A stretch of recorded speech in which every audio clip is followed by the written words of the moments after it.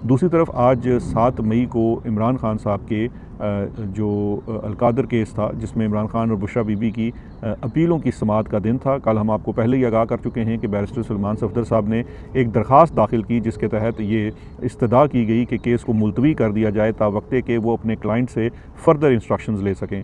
लेकिन आज जब अदालत में केस लगा, सलमान सफदर तो पेश नहीं हुए। वैसे उनका पेश होना बनता भी नहीं था, क्योंकि अगर अपील सुननी है तो सलमान सफदर साहब के पास इंस्ट्रक्शंस नहीं है अपने क्लाइंट की कि वो इस मुकदमे के ऊपर कोई बहस कर सकें। उनके जूनियर पेश हुए, उन्होंने अदालत की तवज्जो जो है वो इस बात की तरफ दिलाई कि एडजर्नमेंट मोशन है और इस बुनियाद के ऊपर है। जो प्रोसिक्यूटर नैब के थे, जो बाय द वे पिछले 1.5 साल तकरीबन नापैद ही थे, वो बड़े शिद्दत के साथ हमें वहाँ पे ये कहते हुए मिले कि जनाब ये कोई तरीका नहीं है, रोज़ इन्होंने जाके मिलना है अपने क्लाइंट से। हता कि अगर वो सही मानों में उन्होंने वकालत की कोई तालीम हासिल की है तो जो पॉइंट सलमान सफदर साहब का है वो बड़ा वाज़ेह है कि उनको फ्रेश इंस्ट्रक्शंस की ज़रूरत है, क्योंकि उनके क्लाइंट ने उनको स्पेसिफिक इंस्ट्रक्शंस दी हुई हैं कि उनकी मावनत या असिस्टेंस जो है वो सिर्फ बेल और सस्पेंशन ऑफ सेंटेंस की हद तक है। मेन अपीलों के ऊपर उनकी तरफ से कोई अभी मामला नहीं है। लेकिन अदालत काफ़ी ज़्यादा जल्दी में भी थी और बहुत ज़्यादा गुस्से में भी थी, और उन्होंने हुक्म जारी किया है कि 20 मई को आपके पास हतमी मौका है कि अदालत में आके अपना केस लड़ें, वगरना जनाब जो है वो फिर मामला किसी और तरफ जा सकता है। अब ये जो चीज़ है ये एक मैं समझता हूँ ख़तरे की घंटी है, जिसकी तरफ मैं बार बार निशानदही कर रहा हूँ कि इस्लामाबाद हाई कोर्ट जो है वो एक फ्रीक है इस तमाम की तमाम परसिक्यूशन के अंदर जो इमरान खान और बुशरा बीबी का हो रहा है।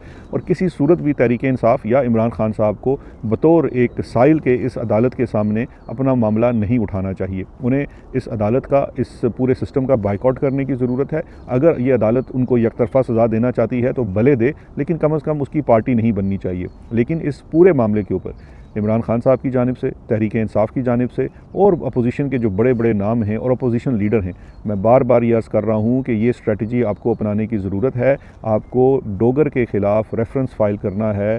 एक उनका बायस है और वो उनका कॉन्फ्लिक्ट ऑफ इंटरेस्ट है, क्योंकि वो बेनिफिशरी हैं 26वीं और 27वीं आईनी तरमीम के, जिसके तहत इस्लामाबाद हाई कोर्ट में उनकी तैनाती हुई है। इसी तरह से बेंच के जो दूसरे जज हैं वो भी एक कंट्रोवर्शियल शख्सियत हैं।